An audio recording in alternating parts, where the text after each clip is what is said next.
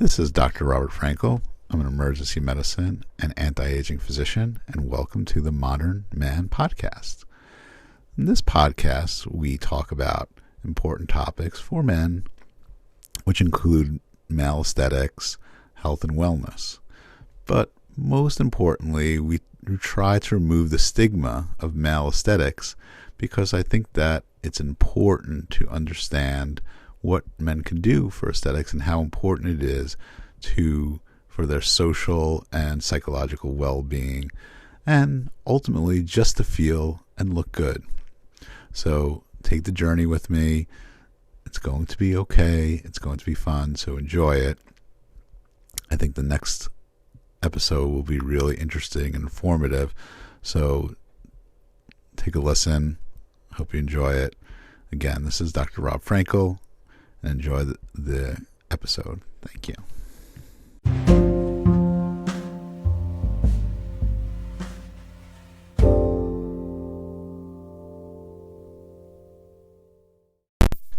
So today we're going to be talking about the jaw and how the jawline creates balance in our face and how important it is.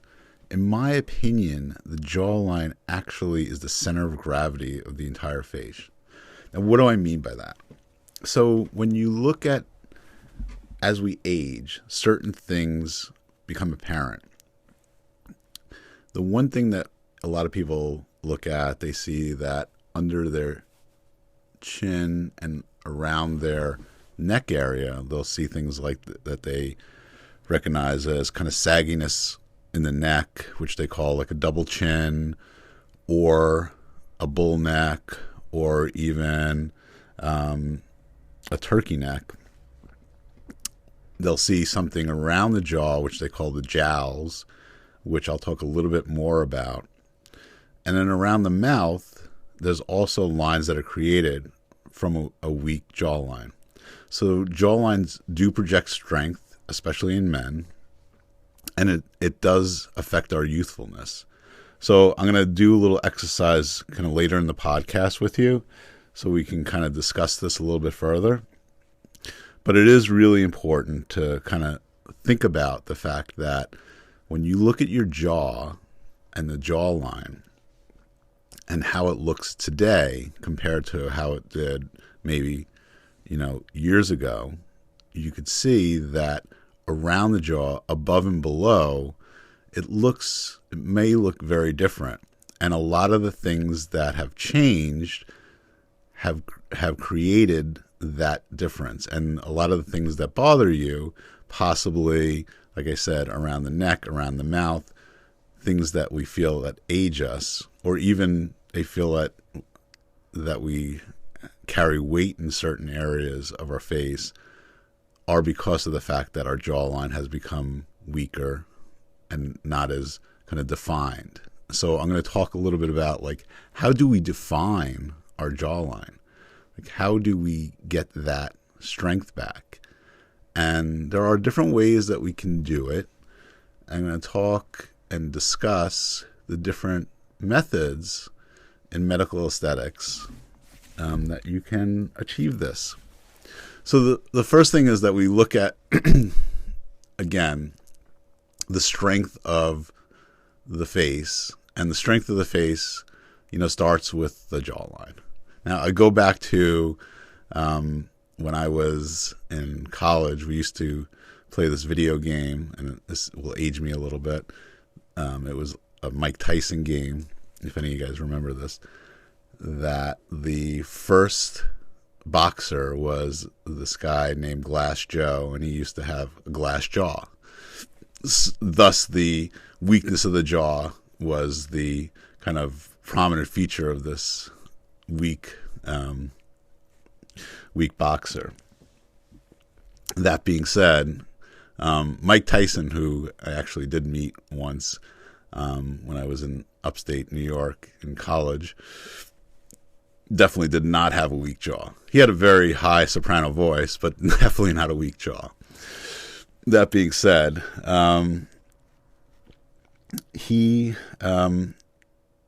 you want to look at kind of above and below the jawline. And that's how a lot of people kind of focus their attention, because they don't really think about like, well, so what is my problem? It's my neck. It's around above that area, around my mouth, around my chin. These are the things that we look at and kind of seem to think that these are the biggest problems. But I'm here to tell you that actually, if you improve your jawline and strengthen it, a lot of those problems will improve. So let's talk about the things that we commonly think of when we talk about fixing the area around the jawline. So you can do things that will improve the neck area, which will lift the neck. One of the things that we talked about in the last podcast was radio frequency. Radio frequency with microneedling is even better because of the fact that you're actually increasing the texture tone of the skin. Now, of course, remember that when we talk about the texture and tone, you need to get into the deep layers of the skin to improve and to tighten. So radio frequency improves this by getting into the subcutaneous tissue where there's fat and connective tissue. And so that is going to cause the ability for the tightening of the subcutaneous tissue, which creates the lift. The microneedling, which is going to work in the dermal layer, that's going to create the organized injury that we talked about in podcast number 2. That creates the improvement of the collagen and elastin. So the elastin really does help to make the skin a little more elastic. And this is important because we're going to talk about a couple of procedures, and I've had some patients that have had certain things done that didn't work out for them, and they came to see me, and I'm going to tell you why it didn't work out. Because you have to realize that when certain things are fixed, certain other problems can be caused. So we need to kind of make sure that when we're improving one thing, we're not causing another problem somewhere else. So radio frequency and microneedling is an excellent choice because of the fact that what it does is it actually helps the neck area improve because you're lifting that region, but it's also creating the texture and tone and elasticity of the skin that you're going to need when you're tightening the area under the neck and under the jawline, essentially. So you're not actually improving the jawline per se, but it is creating a more defined jawline in a way because of the fact that you're not seeing that kind of weakness under the jawline anymore because of the fact that the skin is tighter around that. So that's one idea. Now another procedure that a lot of people do, and I'm going to talk a little bit about, and for some people it works great, is deoxycholic acid. So deoxycholic acid essentially is essentially a bile salt. It's something that dissolves fat. And so for patients who have like a large area of fat underneath their neck, this is, possibly a great option for them. Now, what I'm going to tell you about this is that, this is a procedure where you're going to inject the area where the fat is. It's going to cause, a dissolving of the fat. Now, with that, there's definitely some downtime because the area is going to swell. It becomes painful because of the fact that you're essentially have an enzymatic reaction where you're breaking down this fat underneath the skin. For some people, this is a great option. And I'm not going to mention the specific products the one that's FDA approved, I guess, is Kybella. But there's other people have used mesotherapy. That's been out there for years. But Kybella is the one product that's been FDA approved. The one issue with this, and you have to kind of think about it, is that when you dissolve the fat, then it's not going to affect the skin around it. And for some people, that is going to become an issue because of the fact that if the fat is dissolved, then you're going to lose that fat. It's going to become smaller, but the skin around it is not going to be affected by dissolving that fat. And so what happens for some patients, and I'm not saying this is for all, and this is why it's so important for you to talk to your practitioner and make sure that whatever you're doing is right for you, because of the fact that there are so many patients that I've spoke to that come in and say, well, I saw this on an ad, I read about this is what I want, and I'll sit down with them and I will have to talk them down from the ledge and tell them this is why this is not right for you, because this is what's going to be the end result. And so I'm not saying that the Kybella is not a good procedure, but what I'm saying is it's not right for everybody, because of the fact that once you dissolve that fat, if that's not the major issue that's caused there, then it's going to become an issue with as far as the skins become lax. Similar to if you have liposuction. Think about it in that vein. If you take the fat away, then the skin becomes the skin is going to be sitting there without that fat that was stretched out, and you're going to have the same kind of issue. And unless you do a second procedure, then you're going to end up having that weak skin. And I've had some patients who have come to me that have had just that problem, and I could tell you that that procedure was the absolute, and I told them this afterwards when they came to me afterwards when they had it done by another practitioner, that it probably was the wrong procedure for you, because now you have a much bigger problem, because now the skin is weak. You don't have that platform anymore, and now it's going to be harder to strengthen that skin around it. So, it's important to understand that. In the same vein, cool sculpting is another procedure. If you have fat underneath the jaw on the neck, this is potentially another good procedure. You can do cool sculpting in the neck area, and what that does is that cool sculpting is it's a cool technology, it's cool science, and I'm always a fan of like really cool science.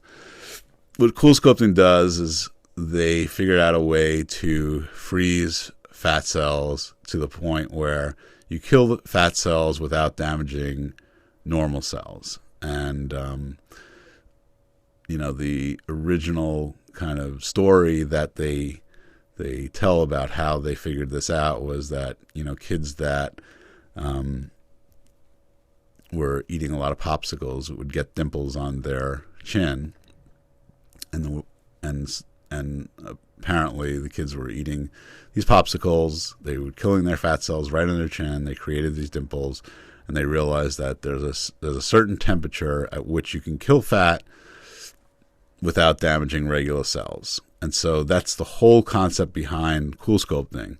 And again, it's a similar type of idea as Kybella, that you're targeting just the fat underneath the skin. Again, there's not any real tightening that occurs with cool sculpting. Similarly to Kybella, you're just targeting that area of the fat, and this is going to be another procedure where you're going to have to be the right person for this procedure. And for some people, it's great. It's perfect. But again, we're talking about underneath the jawline and not the jawline itself. But a lot of times that when you improve the neck area or underneath the jaw or underneath the chin, you have essentially redefined the jawline in that way, because of the fact that now you are seeing the jawline in a much stronger way.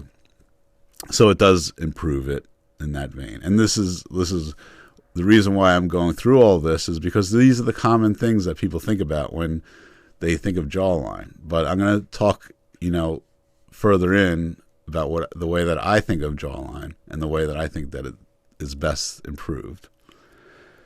Another procedure that you can do is something called ultrasound technology. The most common technology out there is ultherapy. Ultherapy, also a really interesting technology. Ultherapy does give you the advantage of being able to go above and below the jawline. You're actually creating injury again. That whole idea behind creating an organized injury into the deep layer, and you can get deeper because you're dealing with ultrasound. And it has the advantage of, because it's ultrasound, the waves are going deeper. So the energy that you create with ultherapy is different than laser. So with laser, the initial energy that's created is energy on the surface of the skin. And so a lot of that energy is lost because you're losing the epidermal layer. Where ultherapy, a lot of the energy starts deeper because you start with the ultrasound waves going deeper, and then they actually start deep and they radiate, actually towards the surface of the skin. So with ultherapy, again, it's a good procedure. You have to be the right patient again, because again, you need a certain amount of tautness to be able to get the results that you want. You do get a lift from it. You can lift from the above the jawline as well as below the jawline, which is the other advantage of ultherapy, because of the fact that when you do the procedure, you're actually doing the ultrasound waves above the jawline and below the jawline. So you do get a lift. And the ultrasound waves do help, in that vein. So there is some, and it's not, it's not documented in what they talk about, but there's no doubt that you do lose fat in ultrasound technology like ultherapy, because a lot of the patients that have had it done, that we've performed it on, you could tell that there's no doubt that with the heat that's created by the sound waves, that they're going to lose fat in that procedure. So you do get the advantage of losing fat. It does give you a lift. But again, it has to be the right patient, and you're again going below the jawline in the neck area and above the jawline, which does help, in that area as well. So these are some of the most common ways that you'll hear about kind of working in the lower face around the jawline. And it's mostly the neck area, below the neck. Also, another thing I'm going to just mention is PDO threading. Threads are a pretty popular procedure as well. Threads are basically you place the threads in either the neck area. Again, you could place the threads around the jaw as well, above it or below. The threads do improve by lifting. The issue with the threads that I feel is that you definitely get an initial lift. my biggest concern with it is that after 3 months, the threads are dissolved, and there is collagen that does come and regenerate in those areas. Now, the long-lasting ability of threads is, the hard thing to say for sure. For some patients, it works great, it lasts long. For other patients, they have, less effectiveness. So it's hard to say because of the fact that the threads will only last for 3 months and they will dissolve underneath the skin. It's a good procedure. Again, you're working around the jawline, you're working in the neck area, you're working above the jaw, you're working from the cheek, usually to the jawline, where you're creating a lift. You can create just an injury to create collagen and elastin production around the neck area as well. So these are some of the major kind of ideas that we have right now that kind of affect the production and the help that a lot of patients kind of go to right now to affect their jawline. But how do you really kind of non-invasively improve your jawline? The jawline itself.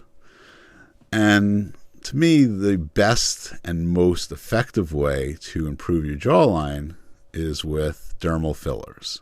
And so we're going to go into the first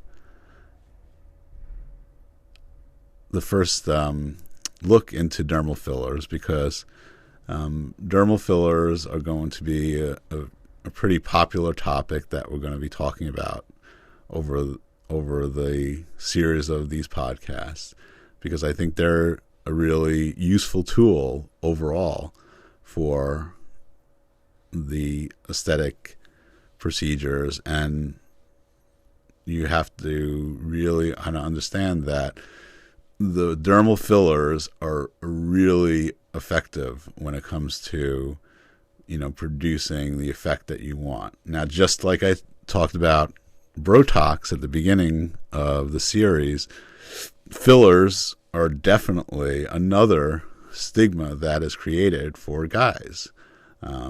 If you think that it's hard enough to get guys to get Botox,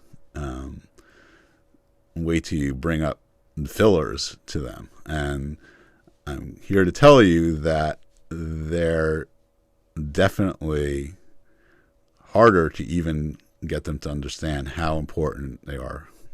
But I'm telling you that there is nothing more effective than to create a strong jawline than with fillers themselves. So let's talk about it.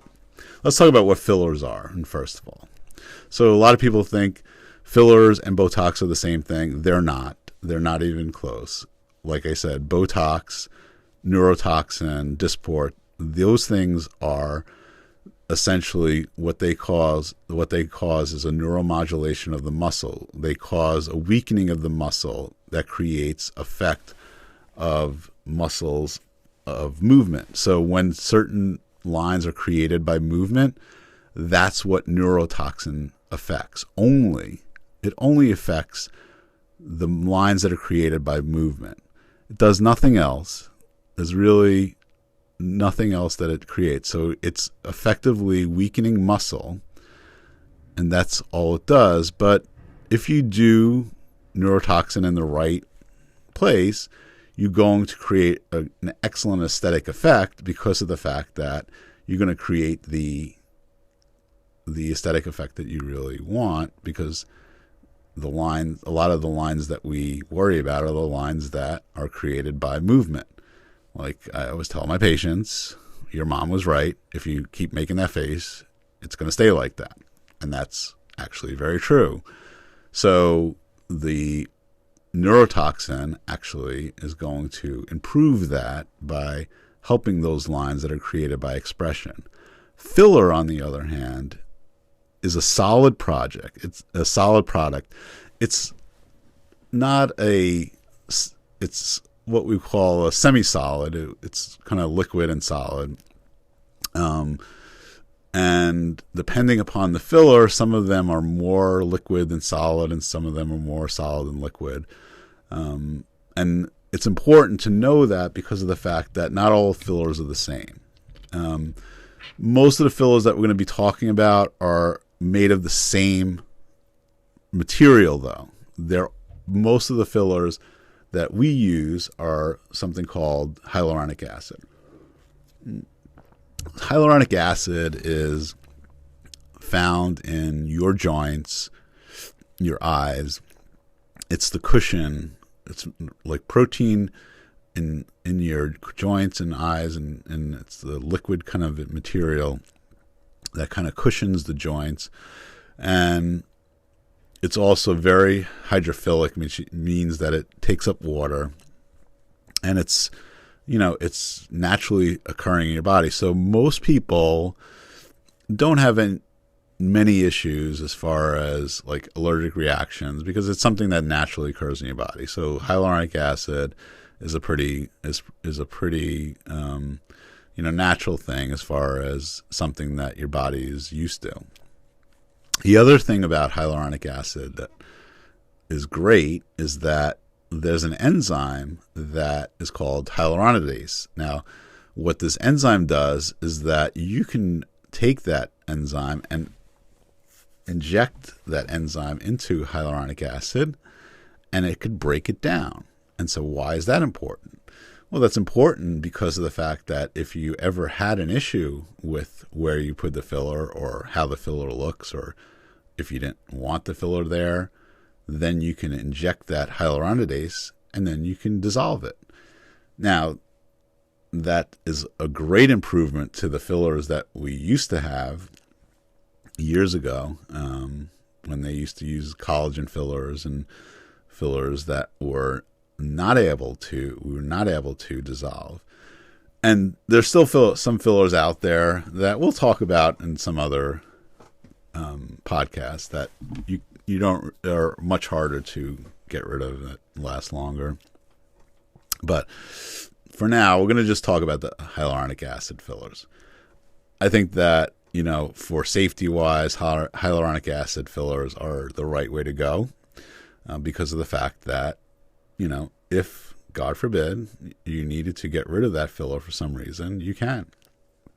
You could easily inject it and you can dissolve it because you're putting a semi-solid object into the area, and if you need to, and it will become more solid as it gets under the skin, and there will be liquid taken up by it, and so it will become thicker, and so it's important that you have something that you can dissolve if you need it to.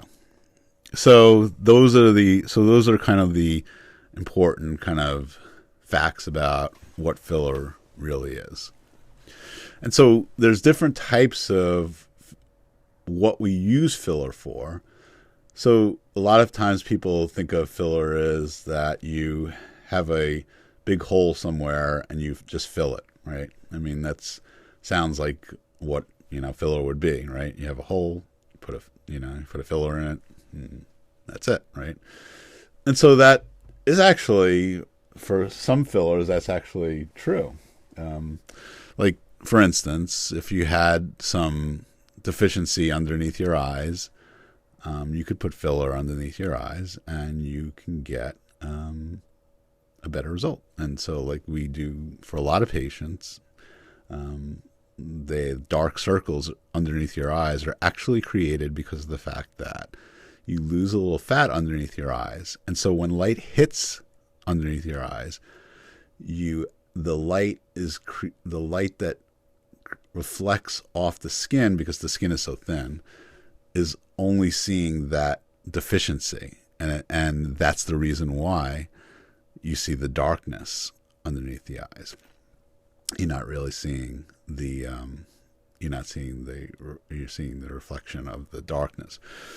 So once you put a solid object behind the skin, all of a sudden when that light hits it, then the darkness goes away. So filler underneath the eyes is a great tool. If it's done right, it's an amazing, you get an amazing result with that. And it's really easy. It's nice. So you can definitely do fillers that fill a hole, but there's also fillers that actually help to create new structure.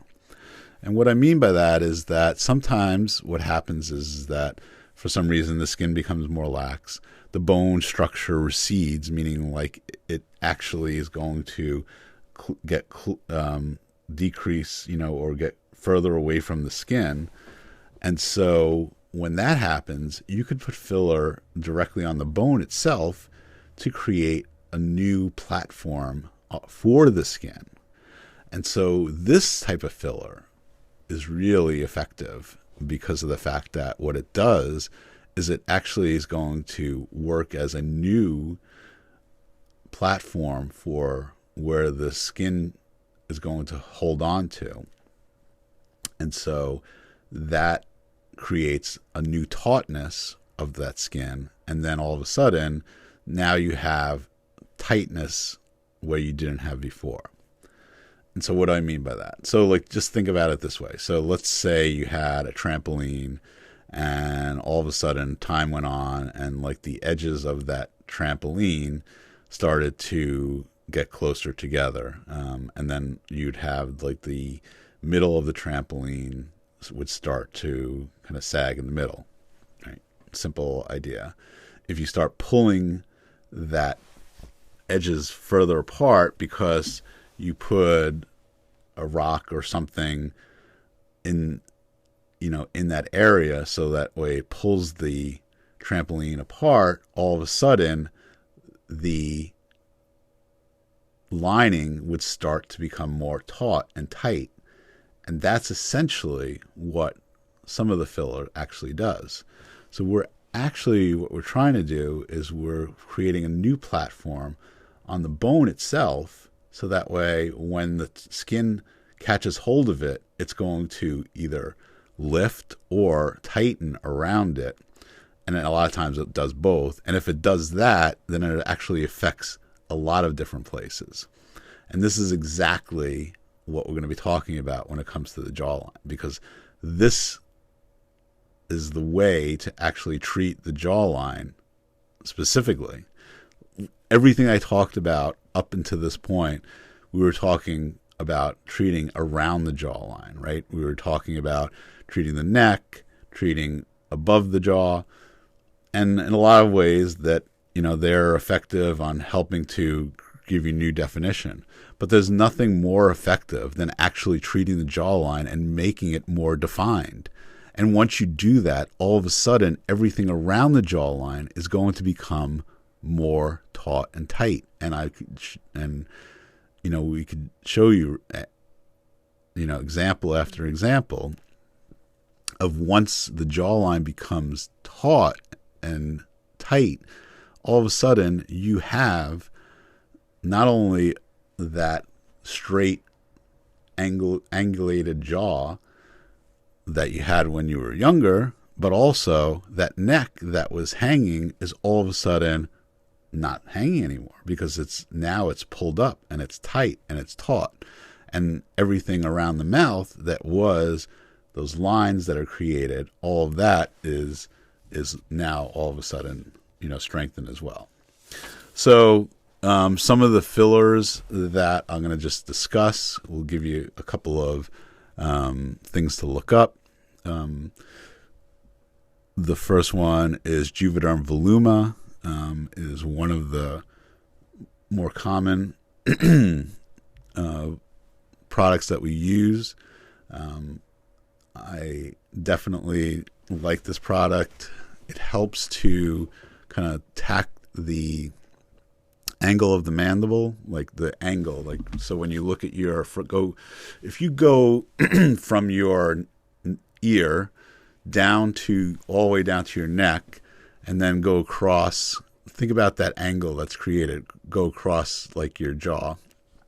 Think about that angle that's created. So the first thing that we'll do to recreate the jawline is that we will inject right at that angle, right at the junction of the angle.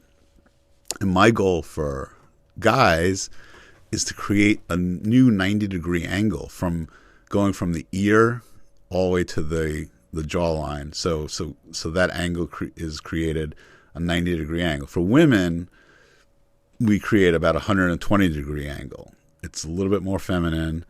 It looks really nice as well. It's really important to for women as well, because, like I said, the center of gravity for the face is the jawline for both men and women. Now, I'm going to talk about the overall kind of how faces age differently in men and women. You need to be more of a square. You need to get more of a square for a male and more of a triangle for a woman, and I'll explain that more in a future podcast. And that creates a more youthful appearance for both men and women. But for sure, you want to make sure that you get that 90-degree angle from taking a ruler from going from your ear down and taking that to the jawline all the way down over to the mouth. And so if you don't have that, if you think that it's weaker, then that's the first issue. Now, so these products, Voluma is the first one that's commonly used, a strong product. Another one, 2 Restylane products, Restylane Lift and Restylane Contour. Contour is a little newer product, Restylane Lift. Also a really nice product that I find as well, that's strong enough to create this angle as well. Now, what these fillers do, again, when you think about putting filler in, you think, okay, so I'm putting something already on my neck that I think is, or around my jaw that I think is like heavy already. Why would I do that? Well, the reality is that as soon as you create the jawline, it's an incredible thing that you will notice that your face becomes thinner almost immediately. It's a remarkable thing. You know, we have a lot of fun when we do the jawlines, because what I'll do to patients, because you can't really see while you're getting it done, like the side of your face, right? So I'll literally have my assistant take pictures while I'm doing it. So over the treatment, as I do it, each step by step we'll stop and I'm going to show them this is how we started, this is where we are. And you could see how the face actually becomes thinner and thinner every time as I'm injecting. And you would think how is that possible? How is it possible that you create a jawline that is actually thinner when you're actually putting a solid object into that space? And the reason is because you're recreating the jaw that is now stronger, and it's pulling everything up. And so what you were seeing, the weight was that you were looking at, is because of the fact that you were seeing a weak jawline. And so that's the first thing. So then the next part of it is you want to create the straightness of the jaw. So with the straightness of the jaw, you need to inject into the jaw itself. And so a lot of times we'll do this with something called a cannula, and this is the first time I'm going to talk a little bit about a cannula. A cannula is not a needle; it's more of a plastic catheter. We actually use, and we'll use that catheter that go into the jaw itself. We'll inject through the catheter, create the line, and with that, once you've created that line, now everything under the neck starts to lift, and you've now created an incredible tight jaw, and you should have a 90-degree a 90-degree angle, a straight jaw, tight neck, and then a thinner face, which is people are amazed by because of the fact that they are wondering how that happened. Now, the jowls. Let's talk a little bit about the jowls, because this is really the most interesting part. Now, what are the jowls? So, like, you look at a lot of patients look at them and they're like, I hate these jowls, I hate this.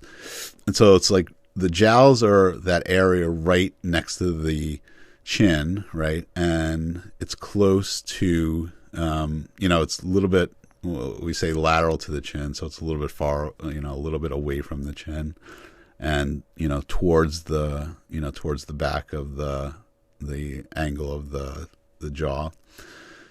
But it's relatively close. And so what is that? Like, why do people get that? And the reason is because, like, you chew, right? And so the muscle there, that is the projection of the muscle of mastication, which is the muscle of chewing, right? So the more you chew, the more, and it doesn't matter. I mean, obviously, if you chew a little bit or a lot, it doesn't matter. That muscle is going to project stronger than any other muscle. So if the jaw starts to become weaker, all of a sudden, the one thing that starts to project is that area, that jowl. And so if you can take the rest of it, the rest of the jaw, and make the rest of the jaw strong, then look like the equal, shape of that area, and straighten it, then you don't see the jowl anymore. And there's some great examples of this. And, like I said, it's pretty remarkable when you see it. So I want you to all do a little test for me. So I want you to look in the mirror, and I want you to just take a look in the mirror and, look at your profile. And you're going to take a look, and I want you to just take a look at your profile. Just look at your jaw. Look above your jaw, look below your jaw, and look at the line that is created by your jawline. Like, how sharp is your jawline? What's above it? What's below it? I mean, what is near your chin? And are some of these things that you see, some of the things that bother you? So take a couple minutes and take a look at this. And I want you to kind of give yourself a few minutes. You could turn off the podcast for a minute and take a look and see. But I hope you take a look and see. All right. So anyway, again, the whole point of this is that there are many things that really you can do around the lower face. And I think that it's really important because, when people worry about certain things in their face, they think about the fact that they feel like it ages them, they feel like they're gaining weight in their face, they feel like they hate their area of the neck, they hate there's something around their mouth, they hate their jowls, they hate something that doesn't look right. The often reason is because of the jaw. And so if you can correct that jawline, a lot of times many of these issues can be improved. And the reality is that there's not a lot of ways to correct the jaw, because think about it this way. A lot of the procedures that are done either use, some type of light energy or, like, for instance, let's take ultherapy, which is the ultrasound technology. Now, if you ever had an ultrasound wave placed on your jaw bone, you would never forget that, because that energy is incredibly painful. So the way, honestly, to actually treat the jaw a lot of times is, the kind of the old ways with a lot of technology is to treat above and below. But that didn't get to the root of the problem, because we know now that our center of gravity of our face is the jawline itself. And so by treating the jawline itself, a lot of our issues start to become improved. And a lot of the things that we worry about all of a sudden become improved. And so you still might have to do things and might have to treat, areas of your neck, and might have to treat areas of your chin or around your mouth. And we'll talk about these things as well, because everybody's different and everybody has a different way or different, different things that have been created over time. But that being said, but a lot of the issues that I see with guys is that they worry about certain things like the turkey neck, jowls, extra weight in their face. And a lot of the issue is the fact that their jawline is not strong. And then just strength and masculinity does come from their jawline. Now, again, just as important for women, and it has nothing to do with masculinity. For women, it's the same thing. When you treat the jawline for women, you're treating it a little bit differently, because the angles are not going to be as sharp, but you're going to create a similar type of effect. And a lot of the issues that are created by not having a strong jawline for women are the same as what I'm talking about with men. I mean, it is like exactly the same. And I mean, the results are phenomenal. And the great thing about filler is that it's immediate result. A lot of the other procedures that we talk about, the results, are going to take some time because of the fact that the body has to kind of affect it. All therapy, radiofrequency, these things do take, a couple of weeks, and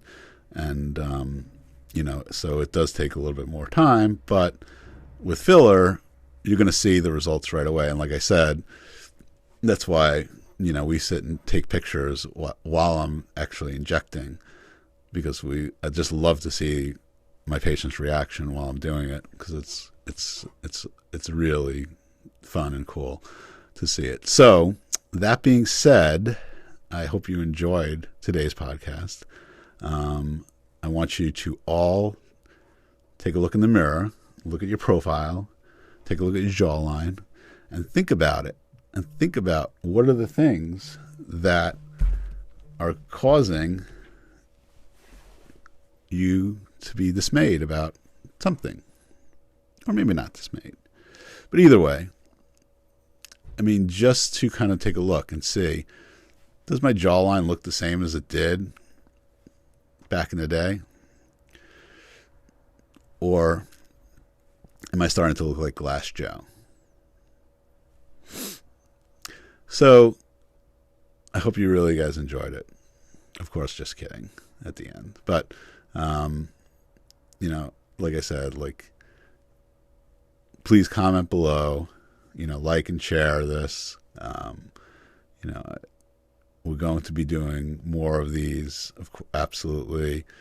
This is the first kind of delving into the filler kind of arena, and there's so much more to talk about, because I feel like, we have to really kind of get into, an important kind of arena. So, I hope you enjoyed it, and have a good day.